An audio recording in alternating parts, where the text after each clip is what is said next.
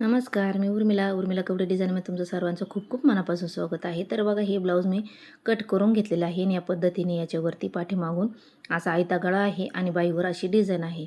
तर बघा, याच्यामधले मी आरी वर्कचे पण ब्लाऊज कसे शिवायचे एकदम सोप्या पद्धतीत सांगितलेलं आहे. तर बघा, या पद्धतीने हा पण गळ्याची मी आज तुमच्यासोबत शेअर करणार आहे की हा गळा डीप असतो, तर हा गळा आपल्याला कसा ॲडजस्ट करून कसा शिवायचा असतो. तर बघा, या पद्धतीने मी अस्तरचं कापड कट करून घेतलेलं आहे ब्लाऊज पिसावरती माप घेऊन, आणि त्याच्यानंतर हा जो ब्लाऊज आहे त्याचा पण मध्ये घेतलेला आहे या पद्धतीने. तर बघा, कधी पण असा गळा असला तर त्याचा आपल्याला मध्ये काढून घ्यायचा आहे, आणि जो अस्तरचा आहे त्याचा पण आपल्याला मध्ये घ्यायचा आहे, आणि या पद्धतीने आपल्याला मध्ये असा ठेवून घ्यायचा आहे आणि पिनाने पॅक करून घ्यायचा आहे. तर बघा, त्याच्या आधी आपल्याला काय करायचं आहे, जो हा गळा आहे ह्या गळ्याची रुंदी खूप जास्तीची आहे, त्याच्यामुळे आता आपल्याला याच्यावरती अशी तिरकी टीप मारून घ्यायची आहे. तर बघा, या पद्धतीने अशी मध्यातून आपल्याला अशी अर्धा इंच अशी तिरकी टीप मारून घ्यायची आहे. म्हणजे जो गळ्याचा आकार जो मधला मोठा असतो तो बारबार आपला ॲडजस्ट होऊन जातो. म्हणजे आपल्याला जेवढ्या गळ्याची रुंदी पाहिजे तेवढी ॲडजस्ट होऊन जाते. तर बघा, फक्त जास्तीचं आपल्याला जे ब्लाऊज पीसाचं कापड आहे थोडंसं जास्तीचं आपल्याला कट करून घ्यायचं आहे. तर बघा, व्यवस्थित आता हा मध्ये परत आता इथं आपल्याला ठेवून घ्यायचा आहे आणि पेनाने पॅक करून घ्यायचं आहे. आणि त्याच्यानंतर मध्यातून आपल्याला गळ्याची रुंदी टाकून घ्यायची आहे. तर बघा, मी दोन्ही साईडने अडीच इंचाची रुंदी घेतलेली आहे या पद्धतीने, आणि त्याच्यानंतर आपल्याला गळ्यावरती असा आकार देऊन घ्यायचा आहे या पद्धतीने. तर बघा, व्यवस्थित मी या पद्धतीने असं ठेवून घेतलेलं आहे, आणि इकडचे जे शोल्डर आहे तिथं थोडासा आपल्याला जॉईंट येणार आहे. तर मी हे नंतर तुम्हाला पुढं सांगणं जॉईंट कुठं आलेला आहे. तर बघा, वरचा जो भाग आहे मी तो कट करून घेतलेला आहे, म्हणजे शिवायला आपल्याला सोपं जातं. तर बघा, या पद्धतीने आता आपल्याला काठोकाठ अशी टीप मारून घ्यायची आहे. तर बघा, या जो ब्लाऊज आहे याच्यावरती वर्क थोडंसं कमी येतं, त्याच्यामुळे हा शिवायला मी जो दाब आहे तोच दाब मशीनचा ठेवलेला आहे. सिंगल दाब वगैरे लावलेला नाही आहे.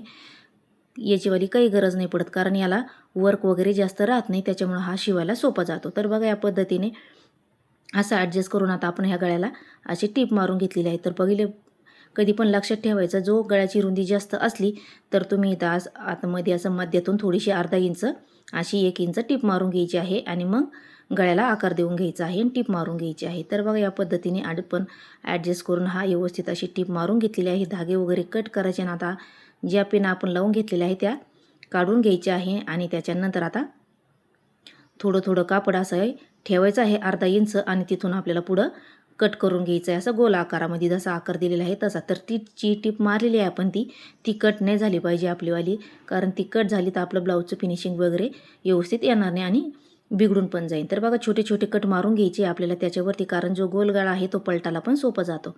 तर बघा, खालची साईडची जी पट्टी उरलेली आहे मी ती कट करून घेतलेली आहे, आणि इकडचे भाग तो आहे तो पण मी कट करून घेतलेला आहे. आणि त्याच्यानंतर इकडच्या भागाला थोडासा कापड कमी पडलं होतं, म्हणून मी तो खालचा कापड कापलेला आहे त्याचा याला जॉईंट देऊन घेणार आहे. तर बघा, इकडचा पण कोपरा आपल्याला कापून घ्यायचा आहे मोंड्याच्या साईडचा, आणि त्याच्यानंतर सोयीच्या कापड ठेवून असं याच्यावरती अशी टीप मारायची, आणि त्याच्यावरती दाब टीप देऊन व्यवस्थित करून घ्यायचं आहे. तर बघा, या पद्धतीने असा मी जॉईंट देऊन घेतलेला आहे, आणि त्याच्यावरती गळ्याला पण छोटे छोटे कट मारून घेतलेले आहे, म्हणजे पलटाला व्यवस्थित सोपं जातं. त्याच्यानंतर कंबरपट्टी आपल्याला लावायची नाही, तर विदाऊट आपल्याला या पद्धतीने उलटसुलट करून घ्यायचं आहे. तर बघा, अर्धा इंच अशी सरळ टीप मारून घ्यायची आहे.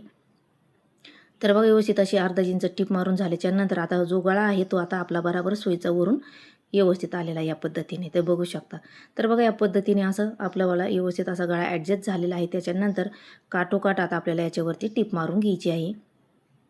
तर बघा, पूर्ण गळ्यावरती आपल्याला सेमच या पद्धतीने काठोकाठ अशी टीप मारून घ्यायची आहे. तर बघा, या पद्धतीने एकदम सोप्या पद्धतीत सांगत असते मी. तर तुम्ही माझ्या चॅनलला अजून लाईक शेअर सबस्क्राईब नसेल केलं तर नक्की लाईक शेअर सबस्क्राईब करा, आणि बेल आयकॉन पण प्रेस करा, म्हणजे जेव्हा मी व्हिडिओ टाकीन तेव्हा तुमच्या मोबाईलवरती अपलोड होईल. तर आवडला असेल तर नक्की लाईक शेअर सबस्क्राईब नक्की करत जा. तर बघा, त्याच्यानंतर गळ्याला टीप मारून झाल्याच्या नंतर परत आता आपल्याला कमरेला पण काठोकाठ अशी सरळ टीप मारून घ्यायची आहे, व्यवस्थित अस्तर लेवल करून धागे वगैरे कट करून घ्यायचे आहे. त्याच्यानंतर आता उलटं करून घ्यायचं, आणि अस्तर लेवल आपल्याला अशी टीप मारून घ्यायची आहे, आणि जे उरलेलं ब्लाऊज पीसाचं कापड आहे ते आपल्याला कट करून टाकायचं आहे.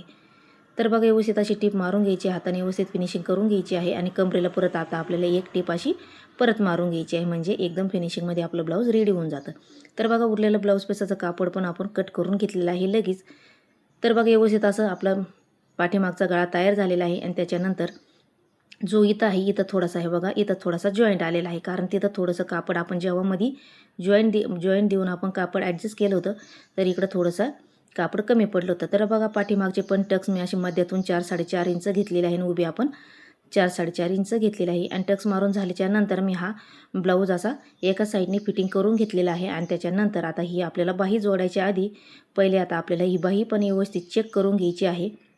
तिथं लहान मोठी असली तर तिथं थोडीशी अशी कट करून घ्यायची आहे. तर बघा हा मी काल का परवाच एक ह्योच व्हिडिओ टाकलेला आहे मी ब्लाऊजची फिटिंग कशी करायची. तर परत हे ब्लाऊज मी पूर्ण झाल्याच्या नंतर म्हटलं चला याच्यासोबत पण आता आपण हे लगेच याच्यासोबत पण टाकून देऊया की फिनिशिंग ब्लाऊजची कशी करायची. तर बघा याचा आपण कोपरा व्यवस्थित असे लेवल धरून घ्यायची आणि जिथं कोपरा मोठा असेल बाही जोडायच्या आधी तो पण व्यवस्थित कोपरा कट करून घ्यायचा आहे. तर त्याच्यानंतर बाही अशी मध्यातून थोडासा कट मारून झाल्याच्या नंतर बाही सोयीची ठेवायची आहे आणि जो ब्लाऊज आहे तो असा उलटा ठेवून घ्यायचा आहे. शोल्डर आणि बाहीचा मध्य आहे तो व्यवस्थित असा मध्य ठेवून घ्यायचा आहे आणि अर्धा इंच अशी आपल्याला टिप मारून घ्यायची आहे. तर बघा ह्योच व्हिडिओ मी टाकलेला आहे की ब्लाऊज फिनिशिंगमध्ये कसा तयार होतो. तर ह्यो पण तुम्ही व्हिडिओ नक्की बघा. ह्याच ब्लाऊजची मी फिटिंग दाखवलेली आहे. तर म्हटलं चला आता याचंवाले ह्याच ब्लाऊजची मी टाकलेला आहे पाठीमागचा गळा. तर म्हटलं याचीवाली फिनिशिंग पण आता ब्लाऊजची फिटिंग ती पण दाखवा. तर बघा अर्धा इंच अशी मी टिप मारून घेतलेली आहे. त्याच्यानंतर परत आता मध्यातून इकडची साईडची पण सेमच या पद्धतीने अर्धा इंच अशी टिप मारून घ्यायची आहे. बाही या गोल राऊंडमध्ये अशी टिप मारून घ्यायची आहे. तर बघा व्यवस्थित अशी टिप मारून झाल्याच्या नंतर या पद्धतीने तर बघा थोडंफार कपडा बाहीचा उरला तर किंचित भर तो आपल्याला सरळ असा कट करून घ्यायचा आहे. तर बघा इथं थोडासा उरला होता मी तो कट करून घेतलेला आहे. लेवलमध्ये इकडची आपली लेवल आलेली आहे. तर बघा त्याच्यानंतर आता आपल्याला बाहीची परत अशी लेवल बघून घ्यायची आहे. बाहीची परत साईडनी फिटिंग करायच्या आधी तर बघा जी जास्तीचं आहे तर बघा इथं थोडंसे पाठीमागचा भाग जो आहे तो जास्तीचा आहे. त्याच्यामुळं परत आता आपल्याला एक टीप मारायचीच असती तर परत आपल्याला एक टीप अशी मारून घ्यायची आहे. आणि कडाला आल्यानंतर जेवढी आपली इकडच्या मागच्या साईडची थोडीशी जास्तीची आहे तिथं आता आपल्याला अशी थोडीशी किंचितभर अशी खडूनी मार्किंग करून घेतली मी आणि टीप मारून घेतली. म्हणजे आता आपली लेवल व्यवस्थित आलेली आहे. तर बघा या पद्धतीने आपल्याला ब्लाऊजची फिनिशिंग करायची असते. म्हणजे जी बाहीची लेवल आहे समोरासमोर येत असते सरळ रेषेमध्ये. तर बऱ्याच जणीला प्रश्न पडतो की सरळ लाईनीमध्ये टीप येत नाही, खालीवर बाजू होती बाहीची. तर ह्या पद्धतीने केली तुम्ही ते एकदम व्यवस्थित येते. तर बघा या पद्धतीने काठोकाठ आता आपल्याला सरळ अशी सोयीच्या बाजूने टीप मारून घ्यायची आहे. पहिले धागे वगैरे कट करायचे आहे या पद्धतीने. आणि त्याच्यानंतर आता ब्लाऊज असं उलटं करून घ्यायचं आहे. उलटंच केल्याच्यानंतर परत अर्धा इंच अशी सरळ टीप मारून घ्यायची आणि त्याच्यानंतर आपल्याला फिटिंगचं माप टाकून घ्यायचं आहे. जे आपली फिटिंगचं माप आहे ते टाकून घ्यायचं. तर बघा व्यवस्थित अशी सरळ लाईनीत टीप मारून घ्यायची आहे या पद्धतीने. तर बघा मी याच्यावरती खूप सुंदर असं लेहंग्याची कटिंग पण टाकलेली आहे. साडीचा लेहंगा शिवून आणि एका लेहंग्याची कटिंग आणि शिलाई पण दाखवलेली आहे आणि त्याच्यानंतर ब्लाऊज पण दाखवलेला आहे. तर बघा या पद्धतीने जी हुकलूक पट्टीची आता आपल्याला या पद्धतीने जी हुक घालतो ती पट्टी आपल्याला 1 इंचाची पट्टी सोडून इकडून आपल्याला 10 इंचाचं माप घ्यायचं आहे. कारण हे 40 साईजचं मापाचं आहे त्याच्यामुळं 10 इंचावरती फिटिंगचं माप टाकलेलं आहे आणि 6.5 इंच दंड आहे. आणि त्याच्यानंतर इकडच्या साईडने जी हुकची पट्टी आहे तिथून ही लेवल घ्यायची आहे 10 इंचाची आणि इकडं 10 इंच मार्जिन करून घ्यायची आहे फिटिंगची. तर 6.5 इंचाचा दंड इथं टाकून घ्यायचा आहे परत.